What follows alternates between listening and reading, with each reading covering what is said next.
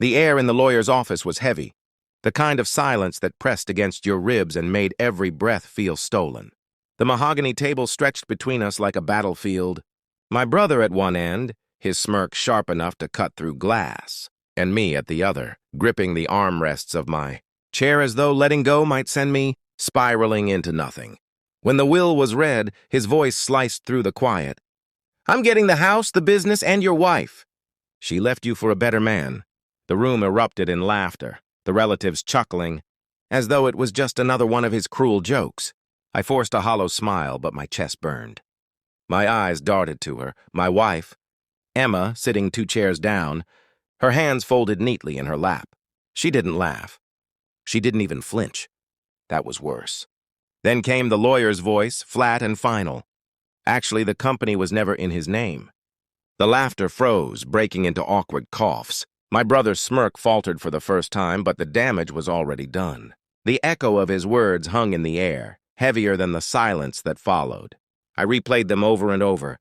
Your wife, your wife, your wife. Emma's eyes never met mine, and that told me everything.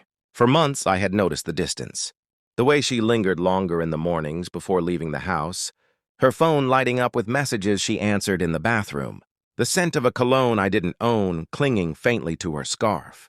I had swallowed it down, convincing myself that marriage sometimes sagged under the weight of years, that love wasn't always fireworks but embers glowing quietly. But now, in that suffocating office, I realized the embers had burned out, and she had carried her warmth somewhere else. My brother. Michael had always been the golden one, sharp-tongued, charming, reckless in ways that people somehow adored him for. Our father built the business with his bare hands, but it was me who ran it day in and day out, pouring sweat into late nights and endless negotiations. Michael? He drifted through life with an easy smile, convinced the world owed him. And still people loved him, even her.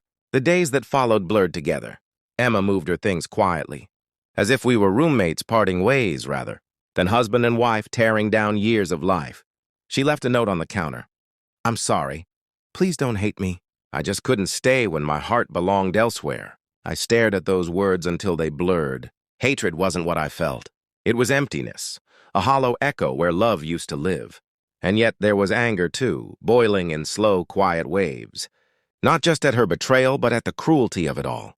At Michael's grin, his pride in taking something from me that he could never build himself. He wanted the house. He wanted the business. He wanted her. He wanted to be me, and in the one place it mattered, in her heart, he had won. Nights stretched into insomnia. I walked through the house, touching the frames on the walls, the table where we once shared meals, the bed that no longer smelled of her. Grief is a thief. It steals not only the person, but the pieces of yourself you built around them. Then one morning I went back to the lawyer's office. Papers needed signing, accounts needed closing, the cold machinery of inheritance grinding on. The lawyer paused before handing me the file. "You know," he said softly, "the company is secure. It's yours. Your father made sure of it." I nodded, the words heavy with a strange kind of comfort. My father had known.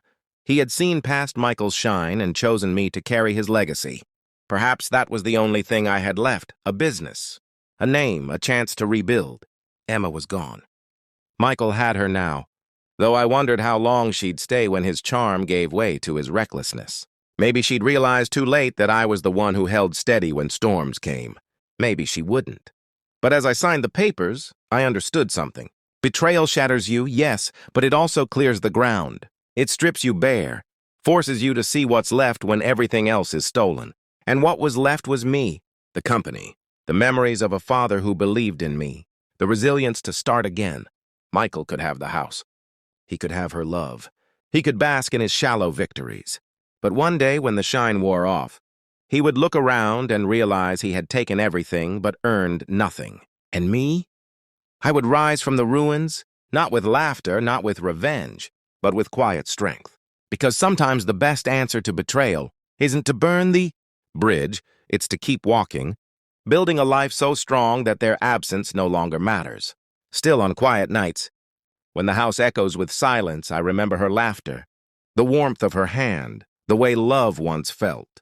I remember my brother's smirk, the sting of that moment when everyone laughed.